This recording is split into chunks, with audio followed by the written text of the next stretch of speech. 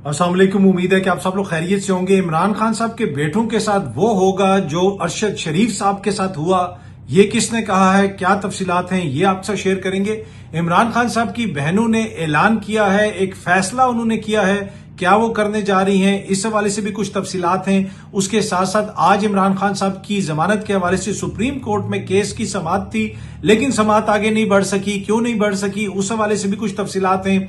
कुछ मजीद खबरें हैं पाकिस्तान से, बैरून मुल्क से। कोशिश होगी कि आज के इस व्लॉग के अंदर वो भी आपसे शेयर की जाए। लेकिन सबसे पहली खबर जो आपसे शेयर करनी है, आपको पता है कि मरियम नवाज साहिबा इस वक्त जापान के दौरे पे हैं, और मैंने अपने पिछले व्लॉग में भी आपको बताया था कि मीडिया के ऊपर कामयाब दौरे के इश्तिहारात भी चलने शुरू हो गए। और अब वो इश्तिहारात आज सुबह अखबारात में भी हमने देखा कि अखबारात में भी छप रहे हैं, और बताया जा रहा है कि कितना आलीशान किस्म का, कितना जबरदस्त किस्म का ये दौरा है, और उस दौरे को तारीख साज करार दिया जा रहा है। इन सारी चीजों के ऊपर आपको पता है, चाहे वो उनका दौरा हो या इश्तिहारात हो, पैसा कौन सा खर्च हो रहा है, पैसा तो आवाम का खर्च हो रहा है। अच्छा, जहां पे एक तरफ ये सारे इश्तिहारात चल रहे हैं, वहां पे मरियम बीबी जापान में जापान के लोगों से भी मिल रही हैं। वहां पे अपने जो नून लीग के कारकुन हैं उनके साथ उन्होंने एक जलसा या एक तकरीब कह सकते हैं, उसमें भी शिरकत की, वहां पे खिताब वगैरह भी किया। लेकिन एक जगह पे जब वो पहुंची जापान में, तो वहां पे कुछ तहरीके इंसाफ के लोग भी मौजूद थे, वो भी वहां पे बाहर आ गए।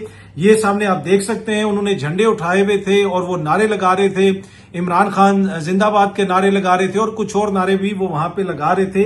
तो एक तरह से वहां पे एहतजाज भी हुआ मरियम बीबी के खिलाफ।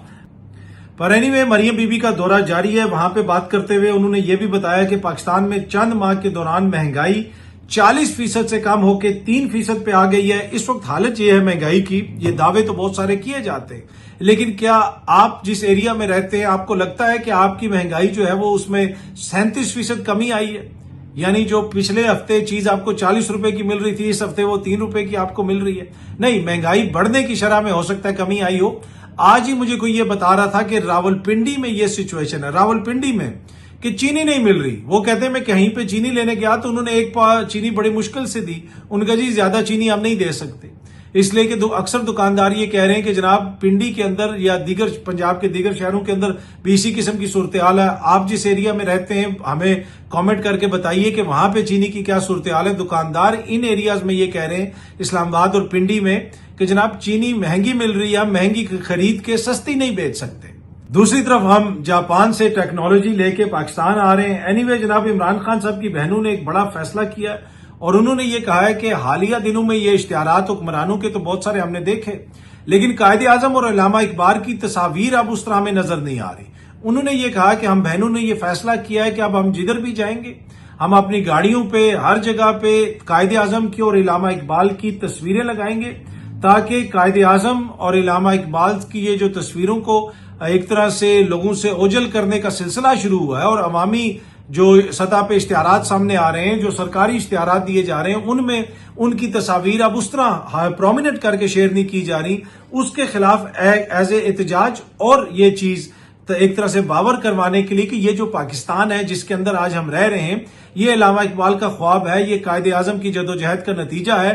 तो अब हम अपनी गाड़ी पे भी उनकी तस्वीर लगाएंगे और जिधर जाएंगे उनकी तस्वीर भी उठाएंगे। और उन्होंने अवाम से भी ये अपील की है कि आप भी अपनी गाड़ियों के ऊपर, अपनी मोटरसाइकिल्स के ऊपर अल्लामा इकबाल की तस्वीर लगाएं, कायदे आजम की तस्वीर लगाएं।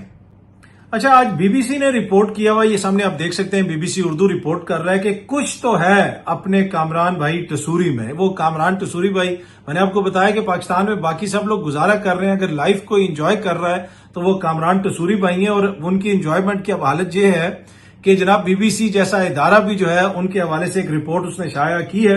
लेकिन एक चीज कल फैसल वाडा साहब ने भी शेयर की, उन्होंने कहा कि जी गवर्नर सिंध कामरान टसूरी का आर्जी तौर पे सॉफ्टवेयर अपडेट कर दिया गया है और नट बोल्ट भी कस दिए गए हैं। अब ये कितना अरसा कसे रहते हैं मुझे नहीं पता, लेकिन फैसल वाडा साहब ने ये बात कही है।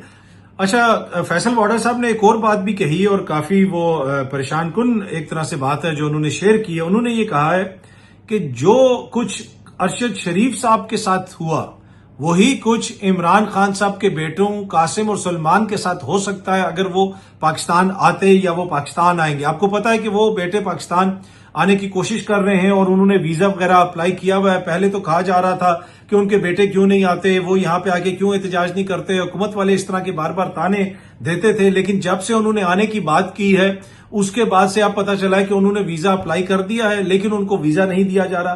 فیصل واڈا صاحب نے یہ کہا ہے کہ اچھا ہوا قاسم خان اور سلمان خان پاکستان نہیں آئے, کیونکہ پی ٹی آئی ان کے ساتھ وہی کرتی جو ارشد شریف کے ساتھ کیا. میں ہاتھ جوڑ کر قاسم اور سلمان سے گزارش کروں گا کہ پاکستان نہ آئیں. پی ٹی آئی والوں نے ان کے باپ کو بیچ دیا ہے, وہ ان کو چھوڑیں گے. آگے سوالیہ نشان, مطلب کہ کیا وہ ان کو چھوڑیں گے. یہ فیصل واڈا صاحب نے الزام لگایا کہ جناب جو ارشد شریف صاحب کے ساتھ ہوا وہی کچھ جو ہے وہ قاسم اور سلمان کے ساتھ بھی ہو سکتا ہے. کیا ارشد شریف صاحب کے ساتھ جو کچھ ہوا وہ پی ٹی آئی نے کیا؟ مجھے نہیں پتا, اس کی تحقیقات ہونی چاہیے. اس حوالے سے فیصل واڈا صاحب بھی کافی بیانات دیتے رہے, دیگر حوالوں سے بھی چیزیں سامنے آتی رہیں, لیکن ارشد شریف صاحب کو تو ملک سے جانا پڑا. ارشد شریف صاحب پاکستان میں تو نہیں تھے. ارشد شریف صاحب کے حوالے سے تو بہت سارے معتبر لوگ یہ بھی کہتے رہے کہ اگر وہ پاکستان میں ہوتے تو ان کو کوئی نقصان نہ پہنچتا, لیکن ارشد شریف نے پاکستان کیوں چھوڑا یہ بھی ایک بڑی بحث ہے. ان کے اوپر اتنے زیادہ مقدمات کس نے درج کروائے؟ سندھ میں کس کی حکومت تھی؟ پنجاب میں کس کی حکومت تھی؟ کون ان کے اوپر مقدمات درج کرواتا رہا؟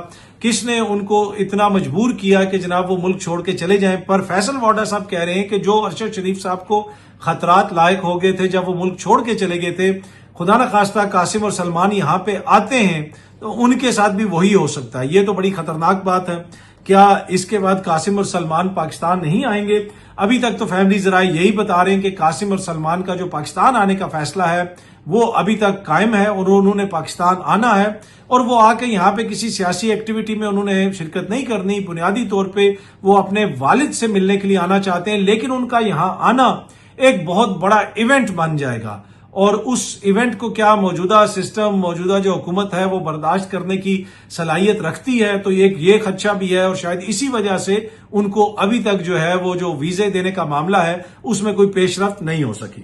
اچھا, منیب فاروق صاحب نے کہا ہے کہ بہت سارے دوستوں کے کالمز پڑھ کے باتیں سن کے تاثر یہ مل رہا ہے کہ جیسے عمران خان صاحب کو معافی دینے کے لیے کوئی منتیں کی جا رہی ہیں, اور اگر وہ معافی مانگ لیتے ہیں تو فوراً ان کو اقتدار مل جائے گا. میں نے یہ چیز آپ کے ساتھ بار بار شیئر کی ہے, 2022 سے یہ چیز میں آپ سے شیئر کر رہا ہوں کہ عمران خان صاحب کی سسٹم میں واپسی کے لیے ابھی تمام راستے بند ہیں. جو لوگ یہ کہتے تھے اس وقت بھی کہتے تھے کپتان نے بازی پلٹ دی, یہ ہو گیا, وہ فون آ گیا, ابھی دوبارہ الیکشنز ہو جائیں گے. میں نے اس وقت بھی آپ سے یہ چیز شیئر کی تھی کہ الیکشنز نہیں ہوں گے. عمران خان کو کسی جگہ سے کوئی ریلیف نہیں ملے گا. اگر کوئی ریلیف ملے گا تو جب بھی عوام کے ہاتھ میں چیز آئے گی, چاہے وہ ووٹ ہو یا کوئی اور معاملہ ہو, تو تب ہی عمران خان صاحب کو ریلیف مل سکتا ہے. تو ابھی بھی اگر عمران خان صاحب کی کوئی ایسی بات ہو جائے, کوئی سیٹلمنٹ ہو جائے, اس طرح کی باتیں ہو رہی ہیں, لیکن مجھے اقتدار میں واپسی کے لیے سسٹم ان کو قبول کرنے کے لیے اس وقت تیار نہیں ہے. تو منیب فاروق صاحب کہہ رہے ہیں کہ جناب کہ اگر وہ معافی مانگ بھی لیتے ہیں تو ان کی واپسی اس وقت ممکن نہیں ہے. عمران خان چاہتے ہیں کہ وہ معافی مانگیں اور ساتھ ہی ان کو اقتدار واپس دے دیا جائے. وہ یہ کہہ رہے ہیں, منیب فاروق صاحب یہ کہہ رہے ہیں کہ عمران خان صاحب معافی مانگنے کے لیے تیار ہیں, لیکن ایٹ دا سیم ٹائم وہ یہ چاہتے ہیں کہ وہ معافی مانگیں اور ساتھ ہی ان کو اقتدار مل جائے. ایسا نہیں ہو سکتا. میری خبر یہ ہے کہ عمران خان صاحب معافی مانگنے کے لیے تیار نہیں ہیں, اور عمران خان صاحب معافی نہیں مانگ رہے. ابھی تک تو انہوں نے کہا کہ جی ایسا, اس پہ تو سوال ہی پیدا نہیں ہوتا. آج ان کی بہنوں نے بھی یہی گفتگو کرتے ہوئے کہا, ان کی بہنوں کی ملاقات ہونی تھی عمران خان صاحب سے, وہ ڈیالہ جیل گئی ہوئی تھی, سارا دن وہ سارا مسئلہ چلتا رہا, لیکن ان کی ملاقات نہیں ہو سکی. اگر ملاقات ہوتی خان صاحب کی اپنے بہنوں کے ساتھ, جس وقت میں یہ ویڈیو بنا رہا ہوں ابھی تک تو ملاقات نہیں ہوئی, تو آپ دیکھتے کہ خان صاحب کا کافی سخت پیغام آتا باہر سے, لیکن اب جب بھی آئے گا تو پتہ چل جائے گا. منیب فاروق صاحب کے اپنے ذرائع ہو سکتے ہیں, لیکن مجھے یہ لگتا ہے کہ خان صاحب معافی مانگنے کے لیے تیار نہیں ہیں. پر منیب صاحب یہ کہہ رہے ہیں کہ وہ معافی مانگنے کے لیے تیار ہیں, پر وہ چاہتے ہیں کہ جیسے ہی میں معافی مانگوں ساتھ ہی ان کو اقتدار واپس جو ہے وہ مل جائے اور ان کے مخالفین کو رگڑا لگنا شروع ہو جائے. لیکن مجھے نہیں لگتا کہ سچویشن ابھی اس نہج پہ ہے کہ عمران خان صاحب معافی مانگنے کے لیے تیار ہیں.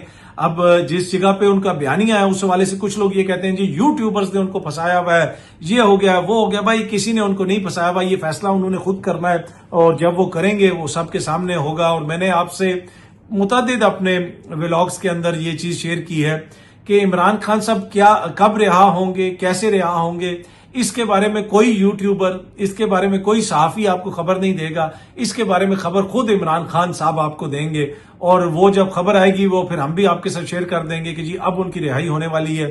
عید سے پہلے کہا گیا، بہت سارے معتبر لوگوں نے کہا کہ عمران خان صاحب رہا ہو رہے ہیں. میں نے اس وقت بھی آپ کے ساتھ شیئر کیا کہ ایسی کوئی بات نہیں ہے. عمران خان صاحب کی رہائی کا سب سے پہلے اگر کسی کو پتا چلے گا تو وہ عمران خان صاحب کو پتا چلے گا، کسی یوٹیوبر کو، کسی صحافی کو، کسی اور سیاستدان کو نہیں پتا چلے گا. اور وہ وقت ابھی مجھے نہیں لگتا کہ وہ وقت آیا ہے. اچھا، آج عمران خان صاحب کا سپریم کورٹ آف پاکستان میں مقدمہ تھا، ضمانت کے حوالے سے ان کے مقدمے کی سماعت ہونی تھی. وہاں پہ ان کی ٹیم پہنچی، لیکن موزز چیف جسٹس صاحب نے کہا کہ انہوں نے فائل نہیں پڑھی، ان کو تیاری کے لیے ٹائم چاہیے، کیونکہ پاکستان تحریک انصاف کے وکلا نے کچھ چیزیں غالباً سنیچر کے روز جمع کروائی تھیں سپریم کورٹ میں اوور دا ویکینڈ، جو موزز چیف جسٹس صاحب نے نہیں پڑھی. تو انہوں نے کہا کہ جناب میری تیاری نہیں ہے، میں نے وہ چیزیں ابھی دیکھنی ہے، ہم نے کچھ ڈاکومنٹس وغیرہ انہوں نے جمع کروائے تھے، تو لہٰذا اس کیس کو ہم ایڈجرن کرتے ہیں. لیکن یہ کوئی لمبی تاریخ نہیں ڈال دی انہوں نے. کل دوبارہ اس مقدمے کی سماعت ہوگی، تو آج یہ اس مقدمے کی سماعت آگے نہیں بڑھ سکی، اور کل یہ دوبارہ عمران خان صاحب کی ضمانتوں کے حوالے سے جو مقدمہ ہے وہ اس کی سماعت کل دوبارہ سپریم کورٹ آف پاکستان میں ہوگی. اچھا، آج قومی اسمبلی کے بعد سینٹ سے بھی اس قانون کو منظور کر لیا گیا جس میں 6 مہینے تک سسپیکٹس کو گرفتار کیا جا سکتا ہے. یعنی پہلے 3 مہینے کا تو پہلے ہی وقت تھا، اس کے بعد پھر JIT کے کہنے کے اوپر مزید کسی کو 3 مہینے کے لیے رکھا جا سکتا ہے. پاکستان تحریک انصاف نے، اپوزیشن نے وہاں پہ اس لا کی ایک طرح سے مخالفت کی، لیکن ان کی سنی نہیں گئی، اور اس لا کو وہاں سے بھی منظور کر لیا گیا ہے، اور پیپلز پارٹی نے منظور کیا ہے، نون لیگ نے منظور کیا ہے، تمام ان جمہوریت پسند دوستوں نے اس لا کو منظور کیا ہے. اچھا جی، ایک طرف یہاں پہ علیمہ خان صاحبہ نے یہ اعلان کیا ہے کہ اب ہم جدھر بھی جائیں گے قائد اعظم کی اور علامہ اقبال کی تصویریں اپنے ساتھ لے کے جائیں گے، یا پھر بیسیکلی انہوں نے یہ پیغام دیا ہے کہ ان کی تصویروں کو ہم ہائی لائٹ کریں گے. تو قائد اعظم کے حوالے سے غالباً یہ بات آئی ڈونٹ نو کب کہی تھی حیدر گیلانی صاحب نے، جو چیئرمین سینٹ صاحب کے صاحبزادے ہیں. ان کا ایک کلپ کافی زیادہ آج کل وائرل ہوا ہوا ہے جس میں وہ یہ فرما رہے ہیں کہ قائد اعظم سے کسی نے پوچھا کہ آپ ملتان نہیں جاتے، لندن، کراچی سب جگہ جاتے ہیں، تو قائد اعظم نے کہا ملتان میری صورت میں گیلانی موجود ہیں، ملتان میں گیلانی موجود ہیں، تو مجھے وہاں پہ جانے کی ضرورت نہیں ہے. تو اب مجھے نہیں پتا کہ جو تحریک انصاف والے یہ کہہ رہے ہیں کہ انہوں نے قائد اعظم کی تصاویر اٹھانی ہے، علامہ اقبال کی تصاویر اٹھانی ہے، تو کیا ملتان میں بھی وہ ان کی تصاویر لگائیں گے؟ کیونکہ ملتان میں تو گیلانی موجود ہیں اور قائد اعظم خود کہہ گئے تھے. تو میرے خیال میں گیلانیوں کی بھی ساتھ آپ تصویر اٹھا سکتے ہیں. یہ گیلانی صاحب کے صاحبزادے نے خود فرمایا، یہ چیئرمین سینٹ صاحب ہیں جن کی تنخواہ میں 600% اضافہ ہوا. جی وہی چیئرمین سینٹ صاحب جن کی تنخواہ میں 600% اضافہ ہوا، کیونکہ سیاستدانوں کو آپ کو پتا ہے گزارا نہیں ہوتا. جی وہی والے جن کے ایک صاحبزادے سے تقریباً 2 کروڑ روپے کی گھڑی بارسلونا میں کسی نے چھین لی، اور ادھر ان کی تنخواہ میں اضافہ ہو رہا ہے. اینی وے، تو ان کے صاحبزادے نے کہا تھا کہ جی ملتان میں گیلانی موجود ہیں، تو اگر کوئی ملتان میں قائد اعظم کی تصویر اٹھانا چاہتا ہے تو یہ بھی ایک آپشن ہے کہ آپ کسی گیلانی کی تصویر بھی اٹھا سکتے ہیں. کیونکہ جی حیدر گیلانی صاحب کے بقول قائد اعظم صاحب نے یہ خود فرمایا تھا کہ ملتان میں میری صورت میں گیلانی موجود ہیں. اچھا، 27ویں آئینی ترمیم کی جو بات ہو رہی ہے اس میں NFC ایوارڈ کا بھی ذکر آ رہا ہے، صوبوں میں کیسے اختیارات کی تقسیم ہوگی اس ساری چیز کا بھی ذکر آ رہا ہے. اور یہ جو بڑی سیاسی جماعتیں ہیں یہ پیسہ لے جاتی ہیں صوبوں میں، لیکن آگے بانٹتے ہوئے ان کو مسئلہ ہوتا ہے. تو یہ ساری چیزیں ڈسکس ہو رہی ہیں. کچھ لوگ تو یہاں تک کہہ رہے ہیں کہ نئے صوبے بھی ڈسکس ہو رہے ہیں. ویسے میں ذاتی طور پہ سمجھتا ہوں کہ نئے صوبے بننے چاہیے. امریکہ میں جو ہے آپ کو پتا ہے 50 ریاستیں ہیں، اور کئی آپ دیگر ممالک میں دیکھ لیں کہ جناب چھوٹی چھوٹی آبادیاں ہیں، لیکن اس کے باوجود ایڈمنسٹریٹو یونٹس کے اندر جو ہے ملکوں کو بانٹا گیا ہے. تو پاکستان جیسا ملک جہاں پہ اتنی زیادہ آبادی ہے وہاں پہ بھی نئے صوبے بننے چاہیے. کچھ لوگ تو یہ بھی کہہ رہے ہیں کہ جی 12 نئے صوبے بن سکتے ہیں. جی ہاں جی، جو چیز کوٹ کی جا رہی ہے کہ وہ یہ بتایا جا رہا ہے کہ نئے 12 ایڈمنسٹریٹو یونٹ پاکستان کے اندر بن سکتے ہیں. اور ان کا تو کچھ لوگ تو نام بھی لے رہے ہیں کہ جناب جو صوبے ہوں گے ان کا نام کیا ہوگا اور کس طریقے سے ان کو تقسیم کیا جائے گا. پنجاب کے اندر 4 نئے صوبے بن سکتے ہیں. جی یہ مطلب آئی ڈونٹ نو کہ ابھی اس کے اوپر حکومتی سطح پہ کس حد تک سیریس ڈسکشن ہوئی ہے، کیا یہ کسی ترمیم کا حصہ ہے. لیکن جو چیزیں مختلف سرکلز کے اندر فلوٹ کر رہی ہیں وہ میں آپ سے شیئر کر رہا ہوں کہ جی پنجاب کے اندر جو ہے وہ 4 نئے صوبے بن سکتے ہیں، جس میں ایک صدرن پنجاب کا صوبہ ہے، ویسٹرن پنجاب کا صوبہ ہے، اس کا کیپٹل فیصل آباد ہو سکتا ہے. صدرن پنجاب کا جو صوبہ ہے اس کا کیپٹل ملتان کر لیں. سینٹرل پنجاب کا لاہور کر لیں، ناردرن پنجاب کا راولپنڈی کر لیں، بلوچستان کے 4 جو ہے وہ صوبے بنائے جائیں، وہاں پہ ایک جو ہے وہ گوادر کیپٹل کر دیا جائے، ایک خزدار کیپٹل کر دیا جائے، ایک جگہ پہ کوئٹہ کیپٹل کر دیا جائے، ایک جگہ پہ ڈیرہ مراد جمالی کیپٹل کر دیا جائے، اور صوبوں کو coastal Balochistan, central Balochistan, northern Balochistan اور ایسٹرن بلوچستان میں تقسیم کر دیا جائے۔ اسی طرح خیبر پختونخوا میں 2 صوبے بنا دیے جائیں، خیبر نارتھ اور خیبر ساؤتھ، ایک کا ڈیرہ اسماعیل خان ہو کیپٹل اور دوسرے کا کیپٹل پشاور ہو۔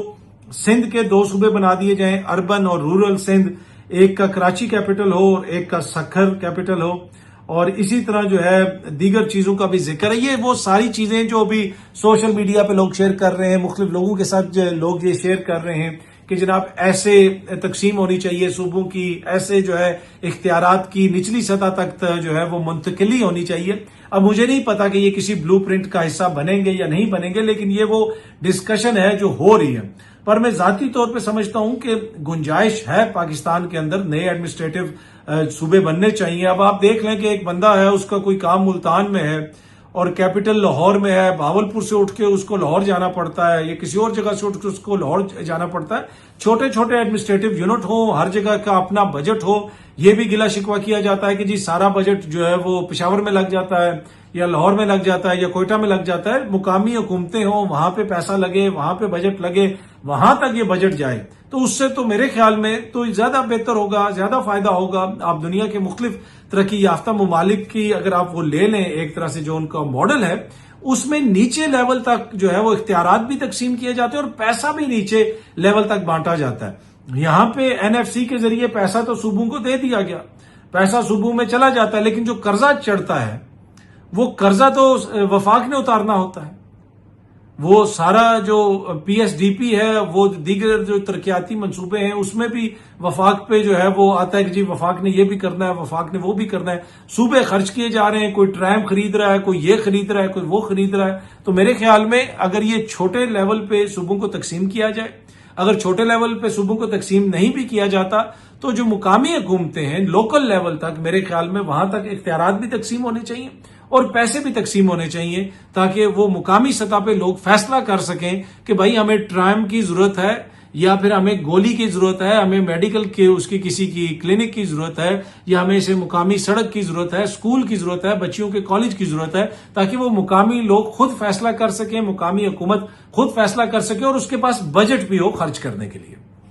آخر میں جناب پریزیڈنٹ ٹرمپ نے یورپین لیڈرز کو اکٹھا کر لیا امریکہ میں، اور ادھر وہاں پہ وہ ساری میٹنگز وغیرہ ہوئی۔ اگر کوئی اب یوکرین کی پیس ڈیل ہو جاتی ہے تو یہ بڑی ہسٹورک ہوگی، جس طریقے سے پریزیڈنٹ ٹرمپ صاحب نے وہاں پہ سب لوگوں کو اکٹھا کیا۔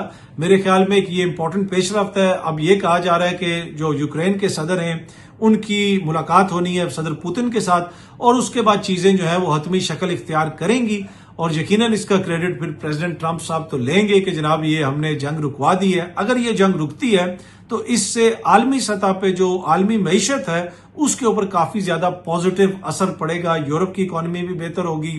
اس کے علاوہ دیگر جو خطے ہیں جو اس ساری جنگ سے متاثر ہوئے ہیں، کوئی یوکرین سے گندم منگواتا تھا، کوئی رشیا سے تیل منگواتا تھا، تو بہت سارے مسائل جو معیشت سے ریلیٹڈ ہیں ان میں بہتری آ سکتی ہے۔